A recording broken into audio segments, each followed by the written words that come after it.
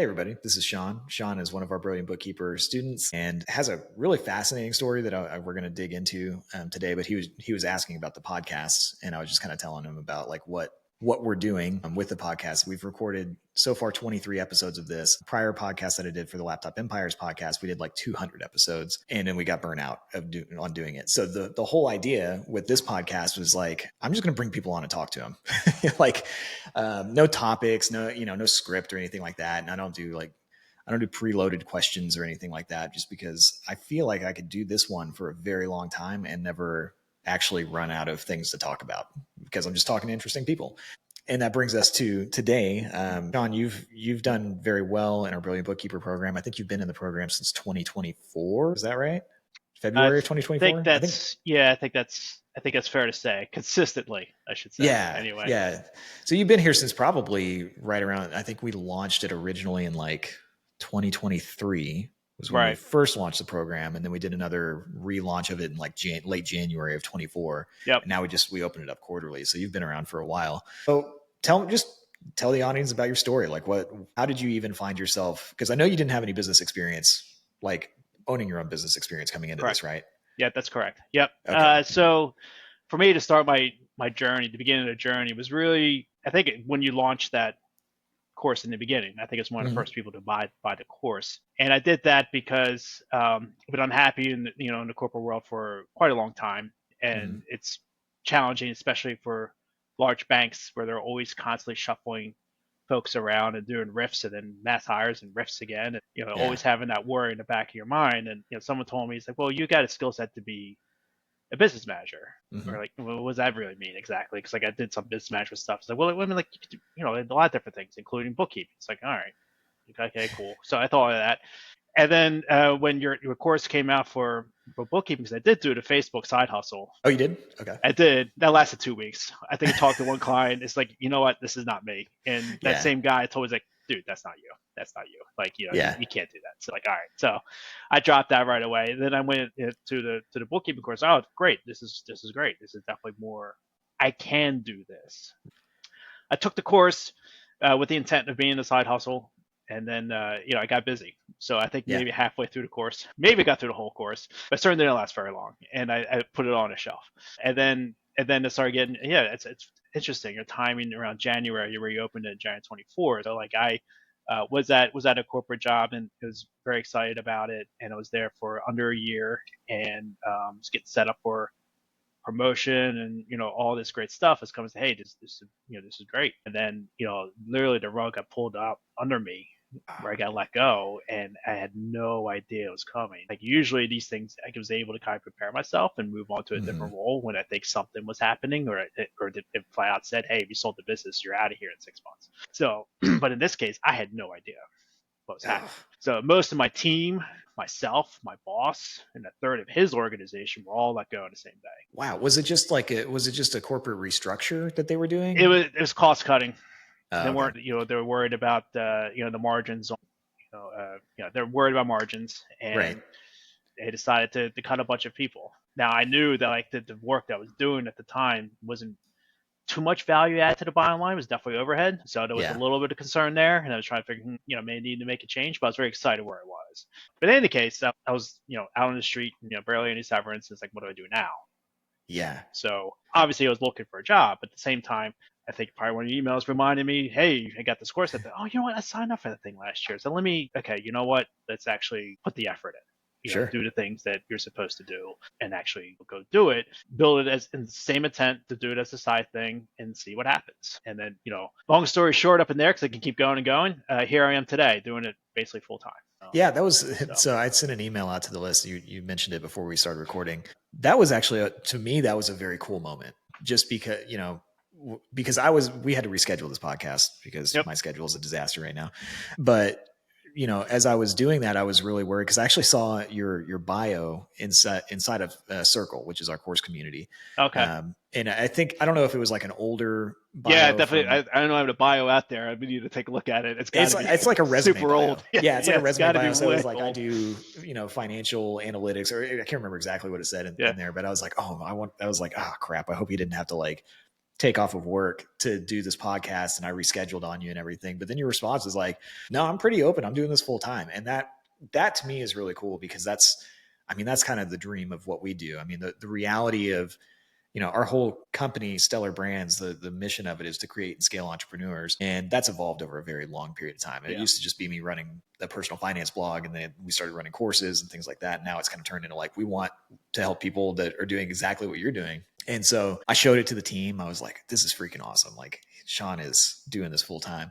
But that's just like, it's cool to see that kind of the mission kind of like manifest in real life with people. And so I was very excited about that. When did you consider yourself doing this full time instead of side hustle? Like, when did that shift for you? Well, I think I don't know. So I guess I continue the story shortly. So like when I go last February, obviously I was looking for another job and doing this at the same time, saying I meant to do this on the side and I stopped. It's like, I'm not going to let that do it.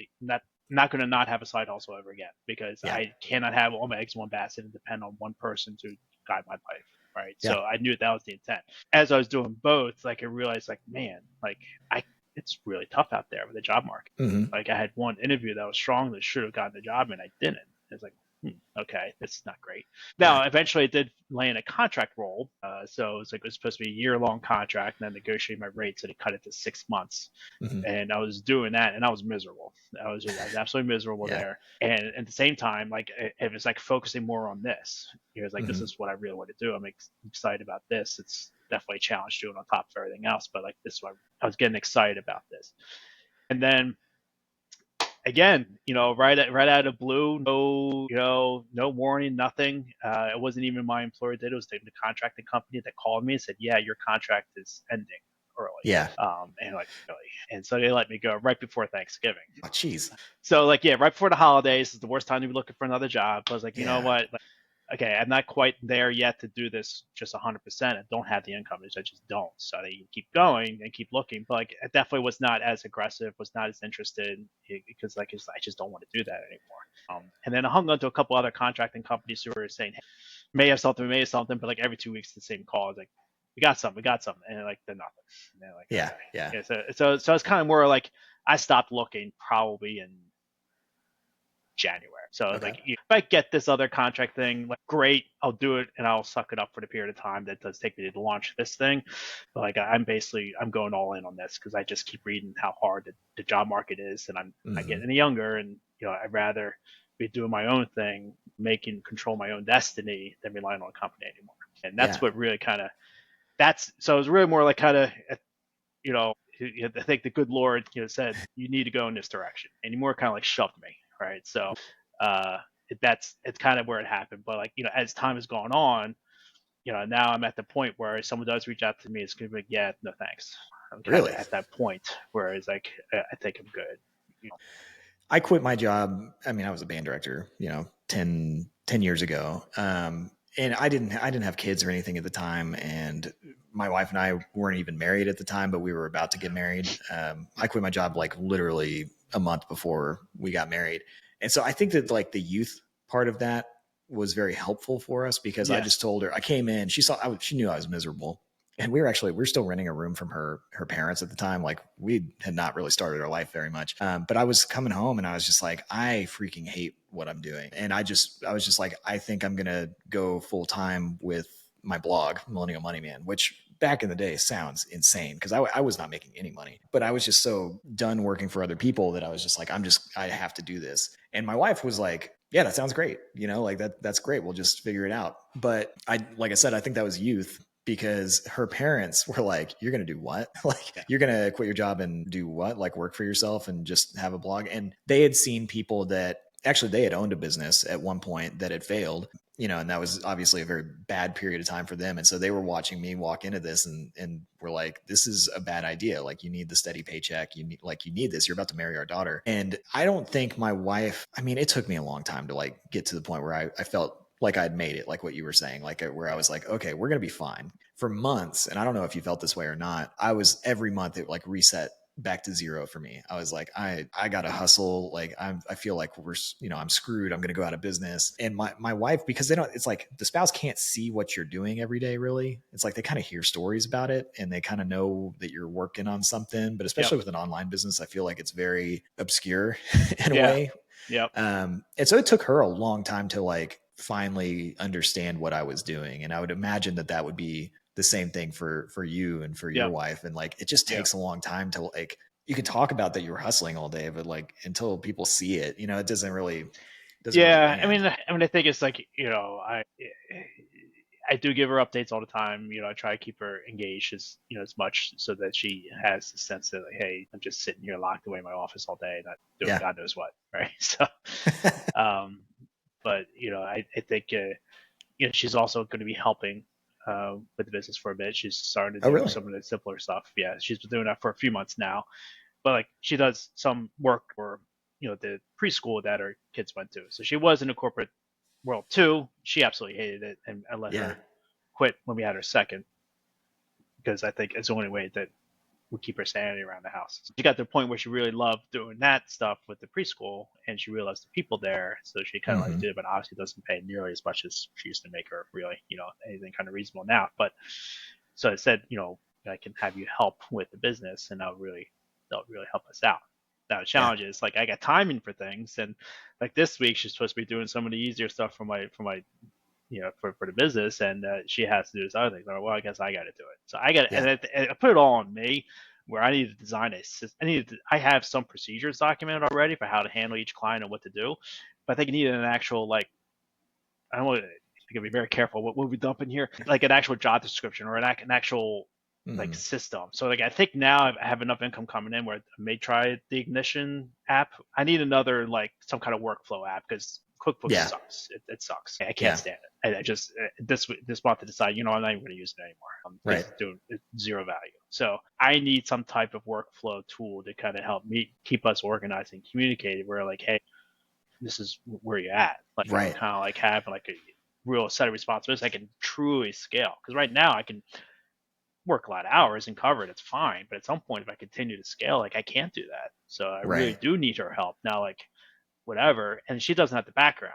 So like she needs the repetition to be able to get used to doing things the right way and organized until she really starts to understand it.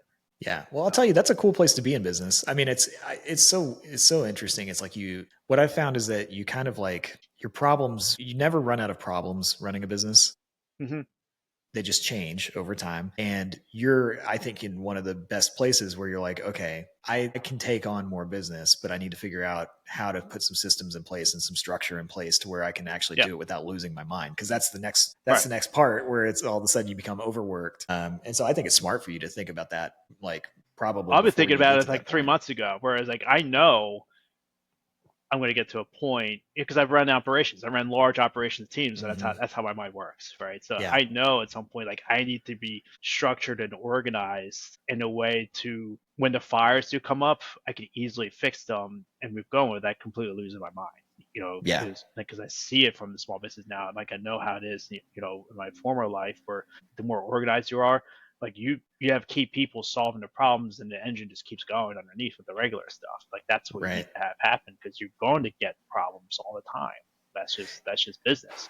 Yeah. How long were you in the corporate world? 20 plus years. So a long time. So I noticed in the kind of questionnaire thing that you filled out before we did this, that you were talking about how your life is different now than it was before. And a lot of it's centered around family, but I wanted to dig into that because I think a lot of people, when they think about starting a business, I think there's a conception, probably a misconception actually, that you start a business and it's like, you just have to grind 24/7 and your life is basically over and you never see your kids and all of that. But it sounds like your experience has not been that, and that you probably have more freedom now than you did before. Yeah, I do, and I think that may change as I start to get actually busy now because a lot of focus has been on getting business, but now that I actually have to do work on top of that, it is going to be that's where I need to get more structured around how do I organize my day and things.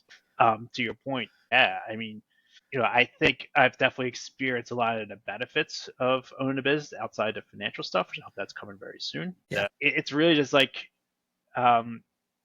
again, I'm in control of my own destiny. Like I'm the boss of me. I hold Yeah. myself accountable. And I give myself the flexibility. Now I think I've learned that skill over the past, some odd years going through the pandemic. Cause like you're at home. I was like, how do I manage a team of 20 Right. that are all over the country from my office in my home? Like how do I do Yeah. that? I used to travel to be with them. So like so I learned all the skills to be able to keep in touch and engage with the team remotely through that experience.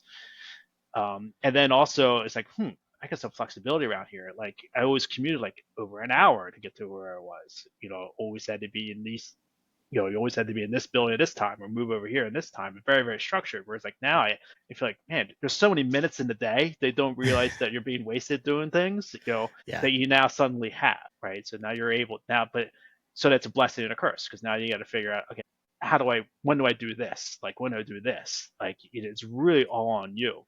Like, I think I Yeah. heard someone said one time where like, it's like how some people try to go to business for themselves. Like it can't even be managed by somebody. How can they go in business for themselves when they're not? No one is holding them accountable. They're not going to get anything done, Right. right? But I've Well, always been a very results focused person. yeah. Whereas I know the goal, I know what the result to achieve is. I'll do what it takes to get there. You're a self-driven person, which is you need that. And I think there's a lot of people, unfortunately, that start businesses because they think that the lifestyle could be, I get to do whatever I want all day long, and this is great. And you can run a business like that. You're just not going to make tons of money.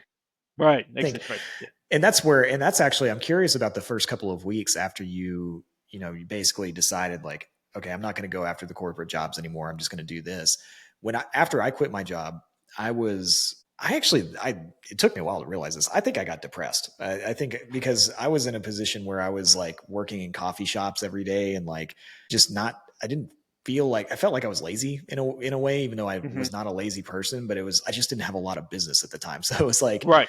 um, Yeah. I was just kind of like sitting there and I was like refreshing the email inbox, like just waiting for things to come in and hoping that I would make some more money. And there was a long period of time, several months, where I felt like I was in like zombie world or something. Cause you go to the grocery store in the middle of the day and there's like nobody's there, and this was Right. back a little bit, this is before the pandemic. So Okay. remote work was not as much of a thing, but it Right. felt very lonely for me. And that's Yeah. when I would decide like, I need to start hiring some people and I need to like build a team around me because I need to be around people. Did you Yeah. go through any weird period like that? Yeah, I think I know. I can relate to that, but I think it's a little bit different. Where like for me, it was the harsh reality of not getting a job right away, which had never happened to me. I've been Yeah. never before this last thing, and never been out of work for more than 2 weeks, or Yeah. maybe less than that. So that was a big shock. But as I went to the contract gig, because you know what, this is probably the last thing, right? This is Mm-hmm. probably it. And I'm already kind of mentally preparing myself. It's like I really need to ramp up, my business as much as I can because this is probably it. Mm-hmm. So I think I mentally prepared myself. So when the time did come where even though I was expecting to stay on much longer, I wasn't shocked, and I was like, okay, all right, so now what? So we Right. need to spend a lot more time going all in on this. Luckily, I was in a position to be able to handle that, and I think I've laid a lot of groundwork up until that time, and I grinded, and I put in a lot of effort to build a foundation to help set me up for that success. Yeah.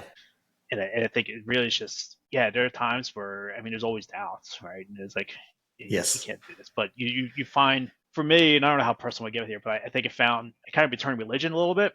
Mm-hmm. And I think that's kind of helped ground me, say, hey, and it was a book that I read. I meant to bring it out. I forgot what it's, I think it's sitting over here. Oh, here we go. Think and Grow Rich. Yeah. So Think and Grow Rich, was a book that I read that someone recommended to me. Basically what it says, I mean, it gives you all the different details what a lot of the other management books are based off of. Mm-hmm. But the premise of it is like, if you say you're going to be something and you're going to do something and you really commit to that and you really feel and believe that, it'll happen. Yeah. And so I kind of try to take that approach to, and I think, it helped me overcome all the challenges that happen, like sometimes on a daily basis, right? Yeah. And the doubts that creep in, I kind of return to that and I say, hey, it's going to be fine. I never believed, I didn't even know what manifestation was, or, you hear all the kind of woo woo stuff that you need to do as an entrepreneur, if you have dreams or whatever. I never believed in that idea until I started a business, because what I did realize is that the more that I dream about the things that I want and I tell myself that it's going to happen. And I don't, and the way that I try to do it is, if I say, instead of saying like, it would be great if I could, buy a vacation house in this place, it's like, I'm going to do it. And the more you start talking to yourself that way, the more these things actually happen. That's right. It's pretty incredible. And it's kind of the power of the mind thing, but it is. And I think that mindset incredible. sets you up to do the things that you need to do, and it trains your brain to get you to do the things that you need to do to achieve that. Yeah, it's very real. You say I would like to, I think there's already doubt set it in. Yeah, and once you start with the doubt, the brain gets lazy and doesn't want to go after it. Have you noticed, because this is something that I've noticed with that is, and I didn't just like one day wake up and say, I'm going to start manifesting things, but it's a mindset that developed over time. Now I can see when other people aren't doing that very quickly. Yep. Like, do you, when you talk to other people sometimes and you hear them talk about their dreams or anything like that, like, do you hear that kind of that doubt from them? Oh, maybe I've done that having those types of conversations with folks, because I haven't really seen that. Now that you told me, I think I probably will see it now going forward. Right, sure. Now you put it out there. I mean, like a lot of groups, a lot of people, I think it's another important thing. Like I surround myself with very positive, business-minded people. Like I'm spending all my time networking. I've really seen my friends and other people like much, really in the past year as compared to the other people networking. And I think that helps play off, the mindset too. You surround yourself with those types of people, and these are people who started with nothing too, and now they have multi-million-dollar businesses, and and they're doing the same thing I'm doing. Right. So I think that just in itself is like, yeah, I'll get there. I'm doing the same thing he is. What makes him any more special than me? Yeah. Well, that is the thing I have noticed too. Because as I've gotten further into business, I've met increasingly successful people that it's not, I don't want to like say it like I'm putting somebody down, like they're not any more special than me, but it's like, you kind of realize that you're like, wait a second, they're not really that much more talented or anything than me. They just literally, one, it's time in the game, and two, it's just working hard. But I have some friends that have achieved some pretty incredible things and have some great, very, very successful businesses. And they started from nothing and they just kept going and they kept grinding, which was, I was going to talk to you about this later, but that was at the end of the questionnaire thing. It was just kind of like, what's your advice for other people that are starting a business? And I love what you put. It was just keep going.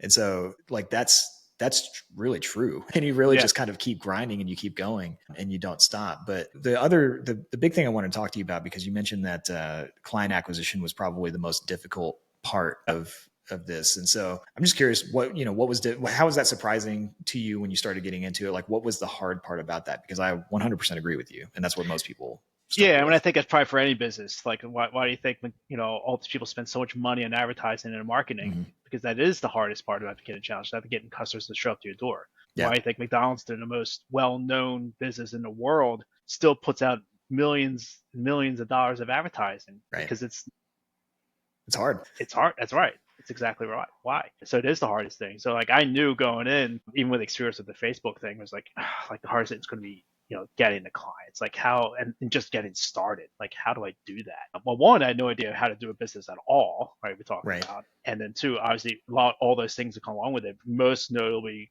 client acquisition. And that's why I went to, hey, I know I liked the stories that you had with Mike. Was it Mike for the Facebook thing? And Kristen seemed to be great. So I was like, yeah, definitely signing up. Definitely signing up. Definitely do this. This is my wheelhouse. And to just get me started, just to figure out. And all the videos you put out there for the client acquisition thing was also very, very helpful for me to at least start. Because I didn't even think about going to a chamber of commerce. I didn't even think about trying to do Upwork. Think about using LinkedIn as a potential platform for things. I had no idea, or how to even go about doing those things. So watching those classes really, really got me started. Yeah. I think that's the hardest part of anything, is getting to the start. So I'll give you and the team credit for getting me off the ground, literally off the ground, so to speak, because like that is the hardest part. Well, I learned so much more from other avenues, but you guys were to start, and that's why I kept sticking around and maybe try to pay for it a little bit, because I'm so grateful for what you and your team have done to at least get me pointed in the right direction. Yeah, it's the client acquisition thing is the hardest thing. Back when we started Facebook Side Hustle in 2018, I mean, I think we had 2 client acquisition strategies. That the number one thing that determines if somebody comes into a program and they make it or they don't. It's always the client acquisition piece, because it is absolutely the hardest thing. Because most people, myself included, when I started a business, like I never sold myself, as a, person that could provide services or do anything. What we just found that people were really, it's like, if they were introverted, they didn't want to go to a chamber of commerce, or they just didn't think that something would work for them. And so we just started stacking as many client acquisition trainings as we possibly could, because the reality is there's so many different ways to get clients. That's right. And what we do, and I'm kind of, I know a little bit about what you're doing now, but what we do notice is that people usually will kind of pick one thing and they'll get a little bit of traction there, but that's not the thing that they actually end up doing long term. It's like I think people pick one thing like the Chamber of Commerce thing or Upwork or cold email or whatever, and then they'll get their first client under their belt and maybe their second one, and then they get a lot more confident. And then once they get more confident, then it's very easy for them to go out and just talk to people, because it's really what sales is. It's just kind of talking to people. And it's not, once you get into it, it's not quite as scary as you think, because you're really just solving problems. Mm-hmm. So for you, what was the first thing that you started doing? And then how have you tried to expand from there? Yeah. So the first thing I tried was Upwork. Yeah. And at the time, it's like, well, I'm getting rejected from all these companies applying to jobs. Mm-hmm. And make me feel depressed. And then let me try this Upwork thing, pay them money for the same privilege of not getting it. So that lasted 2 weeks. It's like, you know what? I'm not paying them any. Whatever the connects I had in there, I didn't actually pay them any money. I had connects in the bank and I used them, and that was it. I got nothing from it. That was the very first thing. Was I started with that, and then I started going to a Chamber of Commerce event, and then so I started the first one was actually a good one, because it wasn't like a regular networking lunch, so to speak. They actually had a big, almost like a conference. They had booths set up of all these different vendors. Like, of course, I have no idea what I'm doing. I'm nervous. So I walked around to every single one and introduced myself. And from there, I say, hey, try out this group, try out that group. So then from there, it started to build and build and build, where I started going to these different events and getting more comfortable and talking to people and learning about, okay, we'll try this event, we'll try this, and get into that. And then for me, I don't know when we dump this part or not, but I finally landed with a group that referred me to BNI. So I don't know if you heard, I'm sure you've heard of BNI, and realized, it was quite a cost to be a member there. And when I went to BNI, I visited a few times. The group I'm in is great. I really love their group, and got along with everyone very well. It's definitely felt like a good place where you just have fun. You're not there. It's obviously very serious, but at the same time, you just have fun. And we had meetings at 7:00 in the morning on Friday. Oh, wow. That's a commitment. And it's very fun for you to do that if you're going to be able to get up and do that every Friday. Right. But they do. And then as soon as I signed up, that's when I started getting clients. Right. Because it was people from that group that took me serious. Oh, the guy's putting up money? All right, he's serious. He's not going to stick around. Because I've seen it. Some people just float in and out of things. Yeah. And you're like, I'm not referring the business. Sure. So I've really started to understand the whole referral, network that's out there and how the different games are played, and started to really understand how it works. And that's how I started. And I got a first few from my chapter, but then I decided that it's international. Like, one guy in our group went to vacation to Portugal and went to a BNI meeting. Right. Yeah. Okay, sounds like fun to my vacation, but whatever. But you can. So I visit a lot of chapters locally throughout my area, and partnered with CPAs to get referral business for them. And that's what's really helped me grow my business, is through those referrals, at least in the beginning. And I expect as my network grows and the reputation grows, I'm going to start to get additional referrals just from that web that I'm starting to yeah, absolutely. You will. It's like you always hear that kind of saying of who you know is what matters, or who you know is what your net worth is, and all that kind of stuff. That really is true. And that's how I've grown. I mean, I run a lot of ads and do stuff like that, but like the biggest leaps that I've had in my business are just from knowing the right people. Yes. And the only way that you can do that is to go out and talk to a lot of people. That's right. And that's what a lot of advice that I've received, and I feel like more and more now, because now it's grown enough where I got to keep on top of everyone, right? Mm-hmm. So, but I feel like I never have lunch at home anymore. Like, I'm going out to lunch with somebody to do whatever.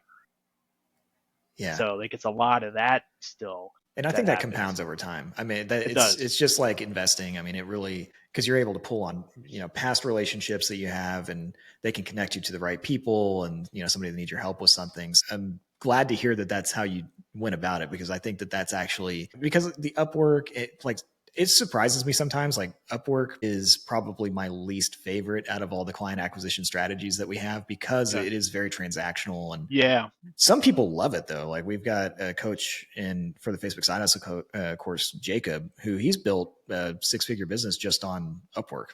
I'm just like, I don't know how you do that, but some people do that. But I think it's just kind of finding the niche that makes the most sense for you. But I think the most powerful way is what you're doing, where you get yourself out there and you actually talk to people. Referral. Yeah. Yeah. And because your business is just going to explode. So, I'm curious, after talking through all of this and hearing how your business has gone and everything, where do you want this to go? What is in that kind of manifestation, that we talked about earlier? What does it look like? There's a lot of different things that I want to do. Of course I do want to, because I want multiple income streams. That's what I want. So I want this, I would like this to pay the bills and then something a little bit. Yeah. And I also think, and it's funny because, let's see, you operate on EOS. As well. One of my clients turned me on to EOS. I go to their quarterly meetings. I think they're done at the end of this year. But I attend their quarterly meeting with the facilitator, and so I have all the materials. I got all of it. So I was very fortunate, because I know that's quite an investment to make as well, and I get all the materials too. Makes perfect sense to me. Like exactly how my mind thinks, and what I've experienced, in my corporate life is exactly how EOS is structured. Right. The very, very exact same thing there. So it definitely relate to it. And when I think of man, I could be an implementer. It's like all stuff that I've known very well, and and very, very much in line with.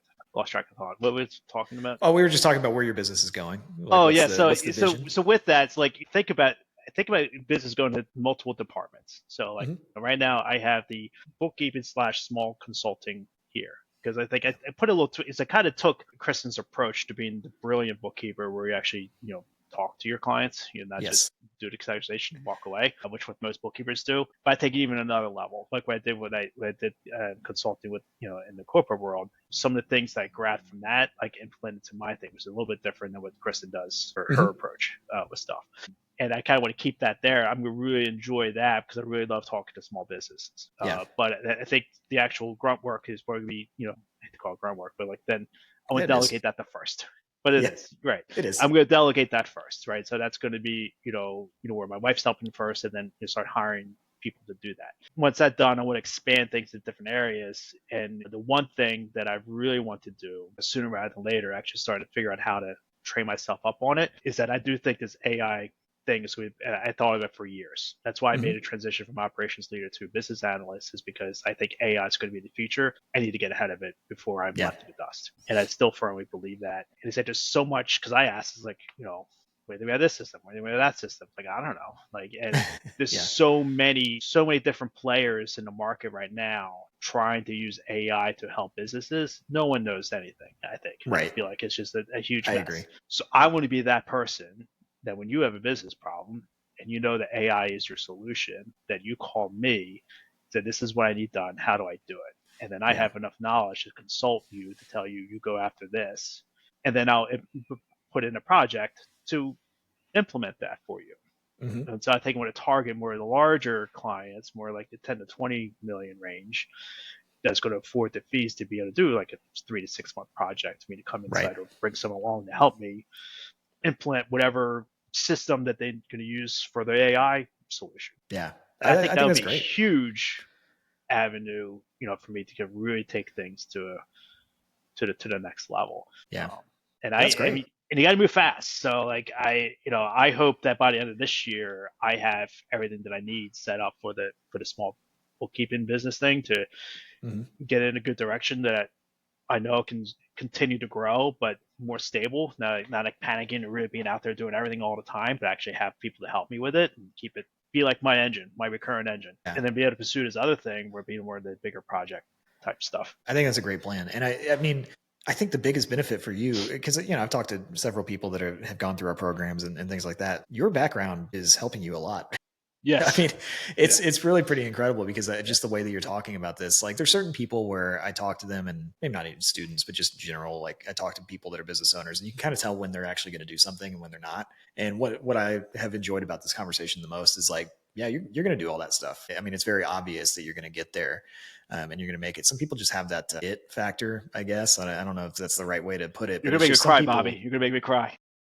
Well, it's just the truth, it's just, and I think it's good for people that are running a business to hear that sometimes. Cause like business is so filled with self-doubt and you're just I mean, you're always just wondering if you're an idiot for doing any of this stuff or if it's going to work out. But I mean, just the way you're so far beyond where most people are in terms of mentality, just starting a business, that I think that you already have the framework to be successful.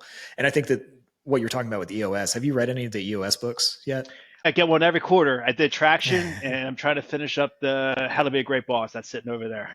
Yeah. I mean, just the fact that you're going through those, I mean, the biggest lesson that I could teach anybody at this point is start something like EOS way sooner than you think you have to. Yeah.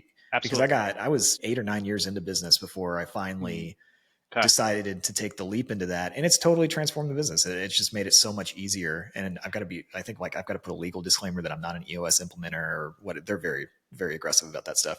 But I recommend it to everybody now because it's just, I went for so long just kind of wandering in the desert of, okay, I'll do this thing. I'll try this and I want to grow this big business. But I had I didn't know the structure. I never worked in a corporation. I had your background is not aligned to the business, right? Not at all. Yeah. At all. And so we just spun our wheels a lot. I mean, we did well on some things, but then we wasted a lot of money on other things. And now that we've implemented EOS, it's just like, it's so clear. Like the vision is so clear and what my role is supposed to be became so clear. And so I'm glad that you're getting into that because I think that, whatever system it is, it could be EOS or anything. You just have to have something and you can't cling too much to like, oh, I want my business to be fun and creative. Like you can still have fun within all the structure that the business brings. And some, you could argue that it's more fun. So anyway, I think you're going to do all the things that you said you're going to do. And I'm very excited for you. I think it's an awesome story. So I don't have any more preloaded questions or anything like that. I'm just curious, you said keep going was the advice for people. Is there anything else that you would tell somebody that's looking to start a business, whether it's bookkeeping or anything? Yeah, I think I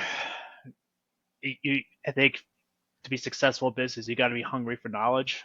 Just because I'm constantly learning, I'm constantly thinking about the business or what I think about that. I have so many books that I have on business. They're all over my house, that I've read over the years, and a lot more recently. I think if you get a little nugget about each of those books, like it was worth the read. And so really just continue to learn and constantly learning all the time. Don't ever get too complacent with learning about whatever topic that is. And unfortunately, as a business owner, if you're a solopreneur, you're wearing many hats, so you need to know a lot about a lot of different things, and then that's a really challenging thing. And even if you hire someone who's an expert in a particular area, you still got to know enough to be dangerous to know that that person's making the right decisions. Yes. Doing right by you and your business. So you do need to know what it is. Don't think you can hire someone and forget about it. No, you still got to know, at least to a high level, what that thing is. Yeah. I think that's a very important thing. I think another very important thing is, like, to your point, like you got to get yourself organized. You do, because there's so many things that flow in your brain day in and day out. As a business owner, my wife can't keep track of anything that I try to tell her. And it's like, hey, how do you keep track of all this? Like, well, I write it all down. It's like, you better be. and I do. Like, I have all these different spreadsheets that tracking all the people, all the the people that I talk to and who are my leads and who are. So I have my own little CRM system that's on cheap. That's on Excel. Like, eventually, I need to upgrade that too. But I track it all, and that's why. And the one really good partner I had that's earned me a lot of business. The reason I was able to land that was someone I met them in December, and they're part of a networking group that's not even around anymore. Oh wow! But I have it, like, I have a timeline, like every 6 weeks I check in, or unless there's a reason I get a different timeline where to check in with somebody. Especially, don't talk to me until after tax season. Yeah. So I made a note of that. And so I reached out after tax season. I finally met that person a few weeks ago. And I think it was through that, like, I could have lost a big opportunity if I didn't write it down. So right. It's just as simple as writing it down. Yeah. And so, because like timing, a business is part of timing. But timing only lines up if you're working hard enough and keeping track of these things to allow that opportunity and that timing to line up when it's ready. Yeah. Well said. Well said. Well, I think that's fantastic advice. Your story is awesome. I mean, congratulations on everything that you've achieved so far. I think Thank you. You've got a lot in front of you that I think is going to be really, really great. So, I'm just excited for you, but I appreciate you coming on the podcast and appreciate your time. And I'm excited for people to see this one. So thank you very much, Sean. I appreciate it. Thank you. Before I go, like, how excited are you for the Cowboys this year? Dude, I hate the Cowboys. I'm a Cowboys fan that I freaking hate them.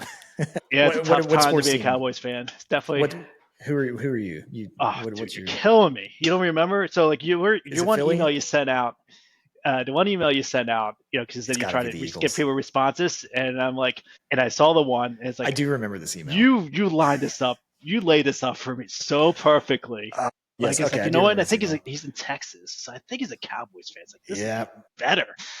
And it was the one. It was like, what'd you do on your Valentine's Day? And I sent you pictures of me and my son down at the Super Bowl parade. Yeah. Yep. I do remember that email, and that one hurt. Yeah. God, I hate the Cowboys so much, as you know from my response in that one. But I'm not really excited. I haven't been truly excited about the Cowboys in many years, mostly because 5 years since they've been really. They missed their window. Actually, where I think that they blew everything up, and this is a typical Jerry Jones decision. I will say this is the first time I've ever talked about sports on the podcast before I ended it. So where they blew it was Jerry Jones freaking paying Ezekiel Elliott monster money in a massive contract for a running back. As soon as they did that, I was like, oh, they're done. Like, because they're not going to have cap space. Dak is good, but he's not great. He's not the guy. I mean, you've seen him in the playoffs. Yeah. He looks terrified in the playoffs, and their O-line got old. I think they'll do what they've always done, where they'll be like a first round playoff exit, maybe, but that division's tough now though. I mean, the NFC East is not what it used to be. No, it's stacked. It's stacked now. So like, it wouldn't surprise me if they're last in the division. And I don't know, the coaching hire, and McCarthy should have never been hired. I have a lot of grief. I've been dealing with a lot of grief. And it's been hard to watch. It's funny. My family is all from Dallas. My grandparents lived in Dallas. And I remember just all they would ever talk about were the Eagles. It's just like the freaking Eagles, and I felt like I don't know if I've always been jealous of Eagles fans, because you guys have had some rough periods too. But we have consistently, the thing that sucks the most about being a Cowboys fan is every single year the media hypes it up. Every single year they're a Super Bowl contender. Every single year they're going to go deep. They've got whatever, they did something and they're going to be great. And then they're always bad. That's everywhere. I call them the fancy Browns. I think that they're the luxury Browns. And so anyway, I don't want to ask you how you feel about your team, because I know, but no, I'm a very depressed Cowboys fan, and it's been tough living in Houston because the Texans have become a better franchise over the last couple of years than the Cowboys are. And so that's tough, because I have to hear it from all my friends too. So it's tough out here, man. So that cuts deep. I do remember. Yes, I had too many Dallas fans at friends, and that Dallas. I mean, there's too many Cowboy fan friends. So it's just like, man, why can't I just have them hang over, like, and cheer for the same team? So I deal with so I had to rub with the rivalry all the time. That's where I've been prone to. Do you feel like the Cowboys fans that are still delusional, or has it been beat out of them like it has? Oh, they're like, they all hate their team right now. They all hate Jerry Jones. I don't meet many of I would say 10 years ago, it was like everybody was delusional. We're the best. We them boys. We got 5 rings. Whatever. Nobody really talks about that anymore. No. It's hard to, because you just know, like, God, we suck. We're going to suck this year. No, but it's a cycle like everything else. It really comes down. It does come down to the owner. They're willing to put out the money to build winning teams. The owners. Good transition. So I mean, he's a good business owner. He got until Jerry's a good business owner. He's not a good general manager. That's right. I was very happy at the end of this podcast. Now I'm going to be depressed for the rest of the day. So I'd like to thank you for that. I'm just joking. I'm sorry. Well, you can be excited for the Eagles. Yeah. I'll just send me a jersey. I'll wear it at some point. I got to get a jersey. I really want a Saquon jersey. Yeah. I mean, that was a good deal too. All right. I'm not going to talk about the Cowboys anymore. I appreciate it, Sean. Thank you so much. Thank you. Great podcast. Thank you Good job on your first indulging podcast. with me. Yeah, man. Thank you. First one ever. You knocked it out of the park. All right. Thanks, man. All right.